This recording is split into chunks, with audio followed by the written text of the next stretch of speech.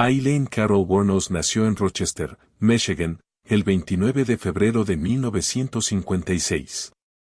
Hija de padres adolescentes que se separaron meses antes de su nacimiento, Eileen quedó al cuidado de su madre, Diane, al igual que su hermano mayor Keith. Pero la joven madre fue incapaz de criar a la niña. Eileen fue abandonada cuando era niña, en marzo de 1960. Nunca conoció a su padre, un pedófilo alcohólico. Su madre dejó a sus hijos en manos de los abuelos, Laurie y Brett Wuornos. Su abuela sufría un severo problema de alcoholismo y era una mujer muy violenta. Su abuelo empezó a abusar de ella. A los 6 años de edad, en 1962, Eileen sufrió severas quemaduras en el rostro cuando jugaba junto a su hermano y 9 años más tarde, quedó embarazada de un hombre que permaneció sin identificar, entregando a su hijo recién nacido a un hogar de Detroit.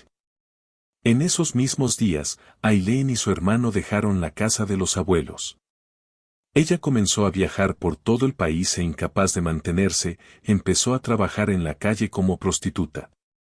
Sus clientes la maltrataban frecuentemente, recibió abusos y golpizas de parte de sus clientes. Sus hermanos también le dieron la espalda. En 1974, usando el alias de Sandra Catch, Eileen Wuornos fue encarcelada en Colorado por conducta impropia, conducir ebria y disparar una pistola calibre .22 desde un vehículo en movimiento. Para 1976, de vuelta en Michigan, Eileen fue arrestada en Antrim County por golpear la cabeza de un barman con una bola de billar. Pocos días después, su hermano Keith murió de cáncer en la garganta y Eileen heredó los $10,000 de su seguro de vida. Con el dinero, se compró un auto nuevo y viajó a Florida en busca de una vida mejor.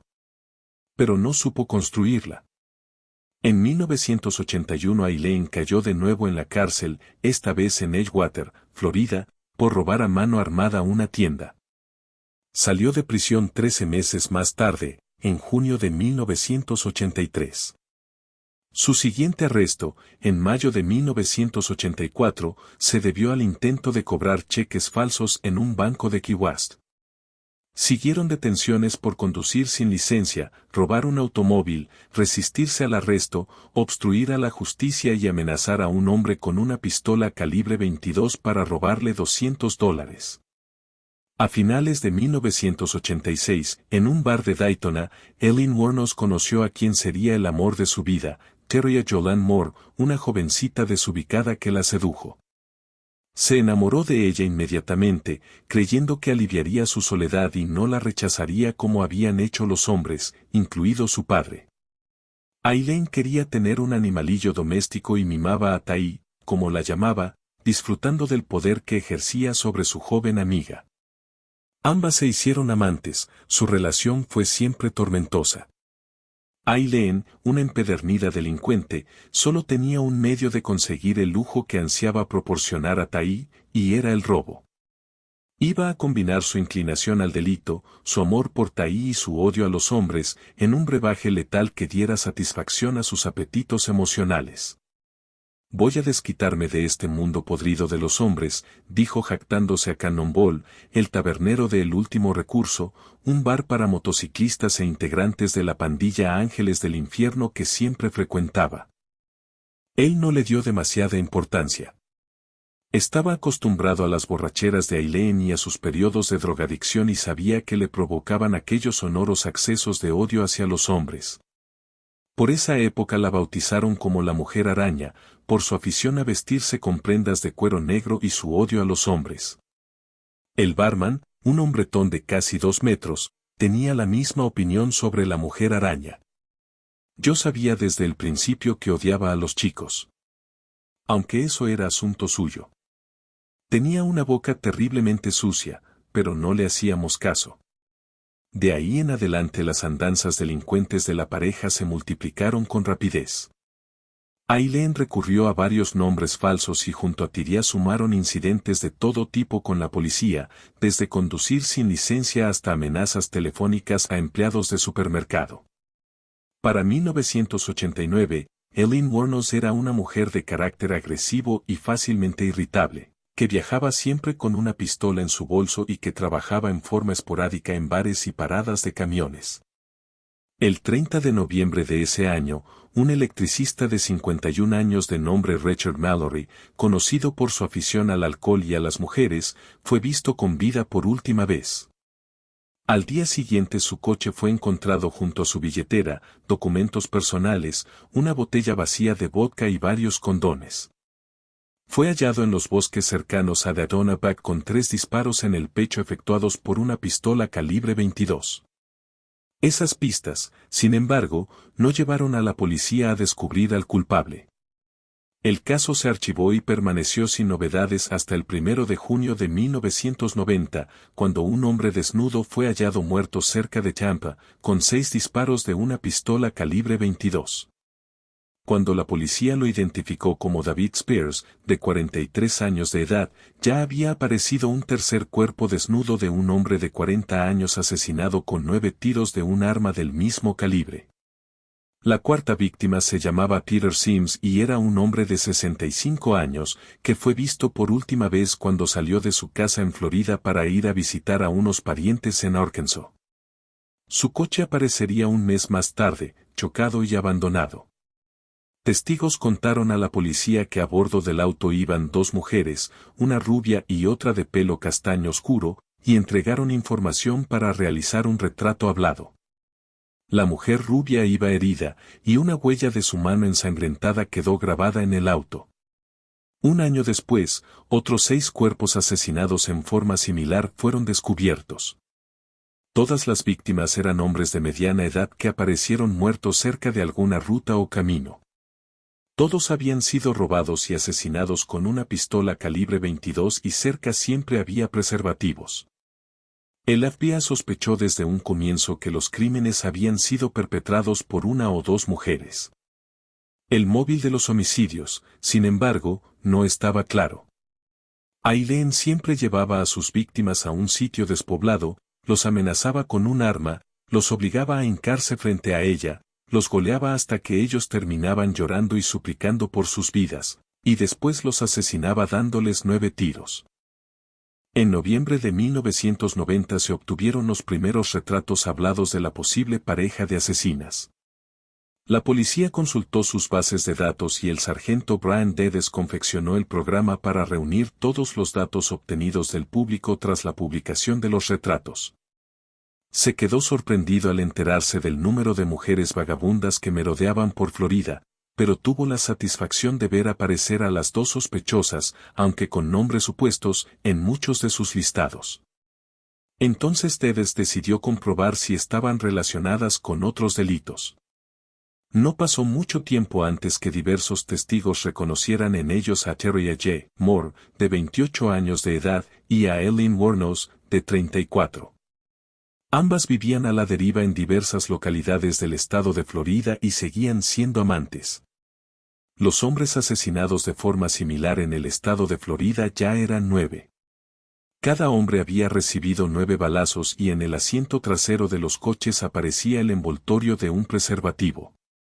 Los medios de comunicación seguían a estas alturas el caso muy de cerca y presionaban a las autoridades policiales para que asumieran que se trataba de 2 asesinas en serie. En las 3 semanas siguientes, la policía recibió 4 llamadas telefónicas que identificaban a las sospechosas como Terry Moore y Lee Blahovac, uno de los tantos seudónimos de Eileen Wuornos. Mientras, para obtener algo de dinero, Aileen seguía vendiendo los objetos de valor que había robado a sus víctimas. Fue así como el 6 de diciembre vendió la cámara y el detector de radar de Richard Mallory en Daytona y partió a Ormond Beach a vender una caja de herramientas que pertenecía a Spears. Poco después de abandonar el coche en el condado de Marion, Terry Moore dejó a Aileen para irse a vivir a Pennsylvania. El mal humor de Aileen aumentó, bebía más que nunca y rondaba sola por las autopistas. Sin embargo, aún no se había enterado de la última faena de su antigua amante ni sufrido su más amarga decepción. En enero de 1991, la policía buscó a Tiria y la acusó de robo de un coche. Asustada por este contacto con las autoridades, decidió entregar a su ex amante. se desmoronó y dio a conocer una historia terrible a la policía. Declaró que Eileen Wuornos la había arrastrado al crimen, que había asesinado a varios hombres y los había despojado para comprarle a ella valiosos regalos con el botín. Mostró las alhajas que, afirmaba, Eileen había sustraído a sus víctimas y condujo a la policía al lugar que su examante usaba para guardar sus pertenencias, donde aparecieron más objetos propiedad de las personas asesinadas. La policía encontró a Eileen Wuornos en el exterior del bar El Último Recurso. Se había metido a dormir en un coche aparcado y estaba absolutamente ebria. Creyó que la detenían por un delito cometido 5 años atrás con un arma de fuego. Se la llevaron para interrogarla. El capitán Steve Benegger declaró: durante la conversación dejamos caer los nombres de aquellas personas y ella confesó haberlos matado. Y pensábamos que aún podía haber disparado contra 3 más. Eileen se declaró autora de 6 asesinatos, alegando que todos fueron cometidos en defensa propia, pues esos hombres intentaban violarla. Al día siguiente Cherry Amor era conducida a la casa de sus hermanas en Pennsylvania y aceptó colaborar con la policía. La mujer araña parecía satisfecha de explicar a la policía su modus operandi. Les explicó que no quería separarse de Tai. Se hacían pasar por autoestopistas, entonces ella convencía a la víctima para que mantuvieran relaciones sexuales, indicándole que condujera hacia un lugar solitario. Allí lo mataba, le despojaba del dinero y las joyas y salía huyendo con el coche. En algunas ocasiones, Eileen disponía de un vehículo para buscar a su presa y en este caso simulaba haber sufrido una avería, encendiendo una luz para atraer a un conductor de paso. Y de nuevo usaba el sexo para hacerle caer en su trampa mortal. Eileen Wuornos no llegó a explicar el significado de los 9 balazos o de la envoltura del anticonceptivo que entregaba a cada víctima. Mientras estaba detenida en espera del juicio, el oficial que la arrestó, el capitán Steve Benegger, dio su propia versión sobre tal comportamiento, cuando acechaba a una víctima por aquellas carreteras solitarias, realmente buscaba a su padre. Cuando disparaba una bala tras otra sobre aquellos pobres hombres, estaba matando a su padre una y otra vez. Se produjo un cómic sobre ella, que intentaba desentrañar su personalidad psicopática y sus delitos. Antes de que terminase el juicio, ella y su abogado vendieron los derechos cinematográficos sobre su vida. La película resultante se estrenaría mucho tiempo después, protagonizada por Charlize Theron, bajo el título de Monster. La actriz obtendría el Oscar a la mejor actriz por ese papel. Los amigos motoristas de su edad se quedaron atónitos al saber que la mujer araña era una asesina en serie. Uno de ellos, hablando en nombre de todos, dijo: es espantoso, cualquiera de esos hombres pudo haber sido uno de nosotros y nunca nos habríamos imaginado quién era el culpable. Aunque yo creo que no habría ido a matar a un motorista. Nos consideraba sus camaradas o algo así. Es un alma perdida como casi todos nosotros. El 27 de enero de 1992, un jurado declaró a Eileen Wuornos culpable de homicidio en primer grado y recomendó la pena de muerte. El 30 de enero de 1992, fue sentenciada a morir ejecutada. Eileen Wuornos solo fue procesada una vez, por el asesinato de Richard Mallory, pero se le declaró culpable de 6 asesinatos. En su confesión, una cinta de video que es el testimonio más importante del juicio, Eileen dijo más de 60 veces que ella actuó en defensa propia. La defensa aseguró que Mallory no tenía ningún antecedente por delitos de violencia sexual, pero poco después se demostró que al contrario, se había declarado culpable de tentativa de violación en Maryland, y había amenazado dañar a otras mujeres. Estos testimonios no fueron presentados en el juicio, sino ocultados a los jueces. Cuando estas evidencias fueron por fin manejadas, el juez las declaró inadmisibles entonces por ser demasiado tarde. Los abogados del primer juicio tampoco interpelaron a varios testigos quienes habían ofrecido información que corroboraba el testimonio de Wuornos. Finalmente, y para colmo de las injusticias, el abogado Stephen Glazer le aconsejó no pedir ningún recurso a los 5 cargos de asesinato, sin afianzar una oferta en la sentencia ni informarla de todos sus derechos. Los fiscales hicieron repetidas referencias a las relaciones sentimentales de Aileen con Terry Amor, quien incluso declararía en su contra, y otras mujeres, y que aunque ella no se considerase lesbiana, el puritanismo de una parte de la sociedad se volcó en su contra. Su caso atrajo la atención de numerosos grupos de activistas contra la pena de muerte, que hasta el día de la ejecución se congregaron en los alrededores de la prisión estatal de Starke, al norte del estado de Florida. Ellos dijeron a los medios de prensa que Aileen Wuornos no debía haber sido ejecutada porque estaba loca.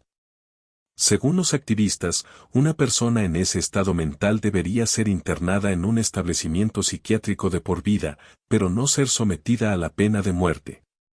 Sin embargo, en las postrimerías de su juicio Aileen declaró: «Me corre tanto odio por las venas que si me dejan viva, aunque sea cumpliendo cadena perpetua, mataré otra vez». Pidió al juez que no malgastara el dinero de los contribuyentes. Luego despidió a sus abogados y retiró todas las apelaciones de su condena. Los 3 psiquiatras enviados por el gobernador Jeb Bush en vísperas de la ejecución determinaron que era competente para ser ejecutada, que Wuornos entendía el porqué y el resultado. La pena se cumplió el miércoles 9 de octubre de 2002, a las 9:47 de la mañana. Fue ejecutada en la prisión estatal de Florida. Su ejecución se llevó a cabo por medio de inyección letal, un cóctel que contenía pentotal sódico, bromuro y cloruro de potasio. Wuornos se convertía así en la segunda mujer ejecutada en Florida desde que se restableció la pena de muerte en Estados Unidos en 1976. La primera fue Judy Bonanno, en 1998, por envenenar a su marido. Los testigos del ajusticiamiento declararon que la mujer tenía la mirada perdida y que estaba fuera de la realidad cuando se encontraba atada a una camilla y cubierta con una sábana que solo dejaba ver su cara y sus pies. Antes de recibir la inyección letal, Wuornos dijo de forma inconexa: «Solo quiero decir que estoy navegando con el rock y regresaré como en Día de Independencia con Jesús, 6 de junio, al igual que en la película, grandes naves nodrizas y todo. Regresaré». No llegó a terminar la frase. El productor cinematográfico Nick Broomfield, quien realizó un documental sobre Wuornos en 1993 y que la entrevistó días antes de la ejecución, se encontraba entre ellos y corroboró esos argumentos. «Mi conclusión, después de haber estado con ella el martes, es que se ha ejecutado a una persona que estaba completamente loca».